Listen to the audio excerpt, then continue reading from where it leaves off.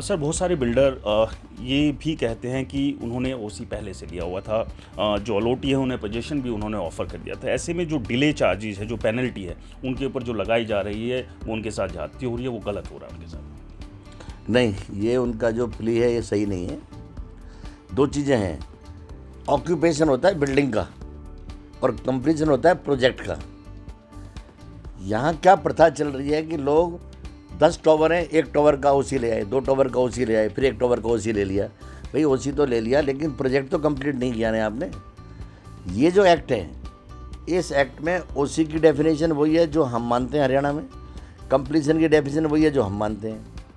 तो जैसे मैंने कहा ना कि हम प्रोजेक्ट को डील करते हैं, बिल्डिंग को डील नहीं करते अकेली को। जब प्रोजेक्ट को डील करते हैं तो जब प्रोजेक्ट कंप्लीट हो जाएगा तभी एम्बिट से बाहर है वो।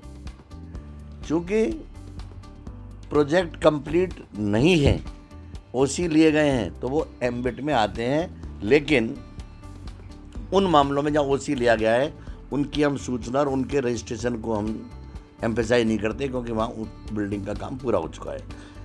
कोर्ट ने जो आदेश दिया है, पंजाब और हरियाणा जो न्यायालय ने, जो हाई कोर्ट ने जो आदेश दिया है, इस आदेश में उन्होंने बड़ा साफ कहा है कि रजिस्ट्रेशन से वही बचेंगे जिनका कंप्लीशन आ चुका है। ओसी आने से बात बनती।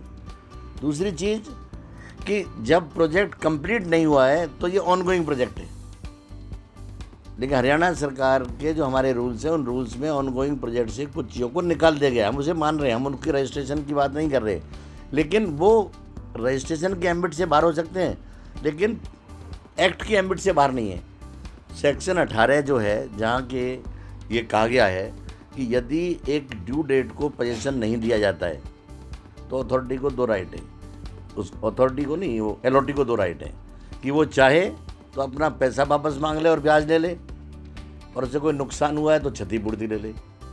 और दूसरा, यदि वो प्रोजेक्ट में रहना चाहता है और प्रोजेक्ट अभी नियर फ्यूचर में पूरा होना है, तो जितना उसका डिले हुआ है और जितना उसका पैसा जमा है, उस पैसे पर उसको प्रेस्क्राइब्ड रेट से इंटरेस्ट मिल जाए, तो उसको नुकसान नहीं हुआ। दोनों स्थिति में नुकसान नहीं है। एलओटी को एम्पावर किया है। लेकिन मान लो एग्रीमेंट पुराना था, प्रोजेक्ट मान लो डिलीवर होता 2015 में, इसीलिए तो एक कानून आया कि लोग 5-5, 7-7 साल के बाद ही प्रोजेक्ट डिलीवर नहीं कर रहे। एलओटी का पैसा रख के बैठे हैं, एलओटी के पैसे पर ये मोटे हो रहे हैं, एलओटी के पैसे को लेकर के ये कहीं और लगा रहे हैं। यानी बाहर से पैसा लें 24% लगता है इनका, एलओटी का पैसा फ्री मिला हुआ है।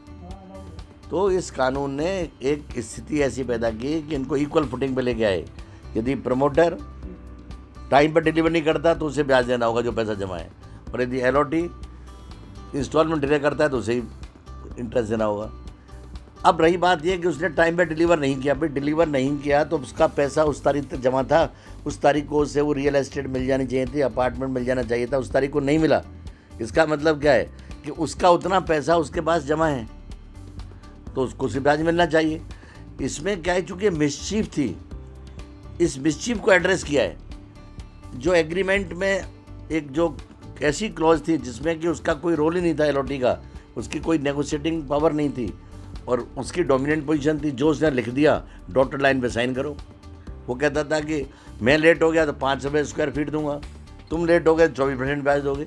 अब भैया तुम लेट हो या तुम लेट हो, दोनों 10% ब्याज देंगे, और 10% ब्याज जो देंगे वो जितना भी डिले आपने किया है, वो जितना पैसा उसको जमा उस पर देना पड़ेगा। तो इसने क्लियर कर दिया, इस फैसले ने, जो लोग पहले रेट्रोएक्टिव एप्लीकेशन की जो बात करते थे, उन्होंने कहा कि ऑनगोइंग प्रोजेक्ट पर ये प्रोजेक्ट लागू है, अकॉर्डिंगली रेट्रोएक्टिव एप्लीकेशन इसकी हो सकती है। तो बिल्डर्स इसमें यह ना समझेंगे उनके साथ कोई ऐसी जिसमें चीज़ है। भाई यदि आपने एग्रीमेंट किया, खुद ने कहा कि इस तारीख को दे देंगे, नहीं दे रहे हो तो पैसा रखा, उस पर ब्याज दो। फिर आपने ऐसा एग्रीमेंट कर लिया, उसके हाथ में कुछ था ही नहीं।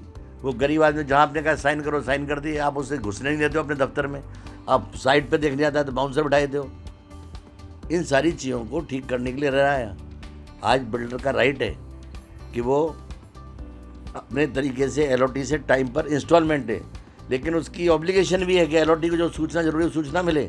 एलओटी प्रोजेक्ट देखना चाहे प्रोजेक्ट देखे, एलओटी क्वालिटी चेक करना चाहे तो क्वालिटी चेक करे। एलओटी यदि कोई नक्शे में चेंज होता है तो एलओटी का ये राइट है कि एलओटी उस पर ऑब्जेक्ट करे। पहले मनमाने तरीके से एरिया बढ़ा दिया, नक्शा बदला नहीं, कोई चेंज नहीं हुआ, कोई रिवीजन नहीं हुआ, और उसकी वो बढ़ा दिया कि सब एरिया बढ़ गया आपका बिना जस्टिफिकेशन के। अब नहीं हो सकता। कभी कहते हैं कि जी उसका लेआउट प्लान ही चेंज कर दिया। भाई लेआउट प्लान क्या चेंज, उसने एक पर्टिकुलर लेआउट प्लान का अपार्टमेंट खरीदा है, आप चेंज कैसे कर दोगे? तो उसकी परमिशन चाहिए। इस तरीके से इस कानून ने जहाँ एलओटी को ताकत दी है, एलओटी की जो कमज़ोर पोजीशन थी उसको सशक्त किया है, साथ ही साथ बिल्डर को कमज़ोर नहीं किया, बिल्डर को भी ताकत दी है कि जहाँ यदि कोई एलओटी किसी और पर्पज़ से अलॉटमेंट लेता है और टाइम पर इंस्टॉलमेंट नहीं देता तो उसको भी ब्याज देना पड़ेगा, उस पर भी कार्रवाई हो सकती है। लेकिन पहले जो यूनिलेटरल कैंसिलेशन होता था बिल्डर की ओर से, अब यूनिलेटरल कैंसिलेशन नहीं हो सकता। किसी भी मामले में जब भी कभी कैंसिल किया गया है कोई भी अपार्टमेंट यूनिट या प्लॉट, एलओटी को राइट है कि वो अथॉरिटी को अप्रोच करे, अथॉरिटी उसको एग्जामिन करेगी कि इसका जो कैंसिलेशन है ये लॉफुल कैंसिलेशन है या नहीं, अदरवाइज उसको रिस्टोर करेगी।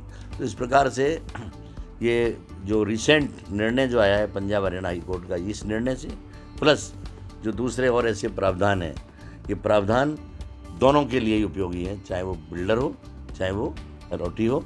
और आशा करनी चाहिए हमें कि जब दोनों खुश होंगे तो रियल एस्टेट ग्रो करेगी, और रियल एस्टेट ग्रो करेगी तो इस कंट्री की जीडीपी में रियल एस्टेट का ज़्यादा योगदान होगा, और ज़्यादा योगदान होगा देश समृद्ध और खुशहाल होगा।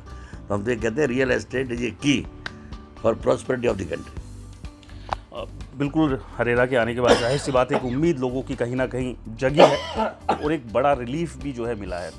जो एक रिकवरी जो एक प्रोसेस है सर, उसका कोई टाइम फिक्स किया गया है कि इतने समय के अंदर अंदर अगर प्रमोटर दे रहा है पैसे तो कोई एक टाइम भी फिक्स किया गया है कि इतने समय के अंदर अंदर ये सारा प्रोसेस पूरा करके जो अलॉटी है उसकी रिकवरी करानी ही है?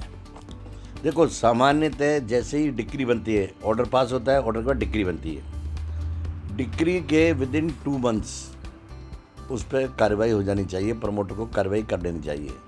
यदि वो नहीं करता है तो 2 महीने के बाद वो आदमी हमारे पास कभी आ जाए एग्जीक्यूशन की पिटीशन लेकर के, बोला जी मैंने ये कोर्ट ने फैसला किया था और मेरे इस फैसले को लागू नहीं किया है। हम बिना उसको सुने ही, क्योंकि उसको टाइम मिला था, बिना उसको ही सुने जो डिग्री एग्जीक्यूट करानी है, जो 2 साल से कम की डिग्रियाँ होती हैं, ये तो 2 ही महीने की बात कह रहा हूँ मैं, उस स्थिति में हम सीधा जो उसकी प्रॉपर्टी की लिस्ट जो देता है एलओटी, चाहे बैंक अकाउंट हो वो चाहे दूसरी प्रॉपर्टी की लिस्ट हो, उसे अटैच कर सकते हैं। बैंक को हम लोग सीधी डायरेक्शन करते हैं कि आप इस खाते को अटैच करिएगा, इतना रुपया इस खाते में से निकाल करके और इस आदमी को पे करिएगा और हमें इसकी पालना की गई इसकी सूचना दीजिएगा। अकाउंट अटैच करने से 90% मामलों में पैसा मिल जाता है। लेकिन जो प्रमोटर भाग गया उसके अकाउंट में कुछ नहीं है, उसमें क्या करोगे? तो ऐसे जो मामले हैं, हार्डकोर मैटर्स हैं, उन्हें छोड़ दिया जाए, क्योंकि कुछ इस तरीके के मैटर्स होते हैं इनमें टाइम लग सकता है। लेकिन जहाँ प्रमोटर अवेलेबल है, उसके असेट्स अवेलेबल हैं, उसके अकाउंट में पैसा है, वहाँ कोई कारण नहीं कि अथॉरिटी के आदेश की पालना नहीं हो। पालना होती है, हो रही है और होती रहेगी। हमसे बात करने के लिए बहुत बहुत धन्यवाद। तो कोशिश यही है हरेरा की लगातार, जो अलॉटी है, जो खरीदार है, जो अपनी गाढ़ी कमाई से एक आशियाना खरीदते हैं और उनके साथ जब धोखा बिल्डर करता है तो उस धोखे के बीच से उस अलॉटी को राहत देने का काम लगातार हरेरा कर रहा है। और कोशिश यही है कि एग्जीक्यूशन से लेकर इम्प्लीमेंटेशन और रिकवरी सभी जो प्रोसेस वो तेज़ी से हो और जो राहत है वो खरीदार को तुरंत मिल सके। तो ये था इंडिया न्यूज़ हरियाणा का खास कार्यक्रम आपकी प्रॉपर्टी। फिलहाल हमें इजाज़त दीजिए, लेकिन आप देखते रहिए इंडिया न्यूज़ हरियाणा।